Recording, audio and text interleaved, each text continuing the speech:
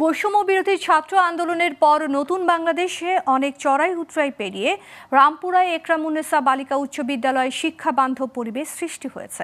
বৃহস্পতিবার স্কুলটির ছাত্রছাত্রী ও অভিভাবকদের পক্ষ থেকে এসব কথা জানানো হয়।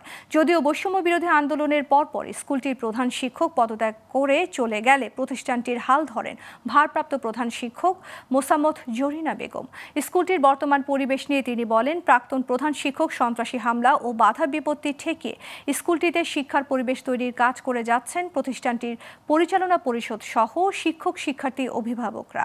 তার অভিযোগ, প্রাক্তন প্রধান শিক্ষক কয়েকদিন আগেও সন্ত্রাসী হামলা চালিয়ে শিক্ষার্থী অভিভাবক ও শিক্ষকদের লাঞ্ছিত করেছে। এজন্য বিচারের দাবিতে মামলা করা হয়েছে। এ সময় প্রতিষ্ঠানটির চাকরি হারানো কয়েকজন শিক্ষক শিক্ষিকাও উপস্থিত ছিলেন।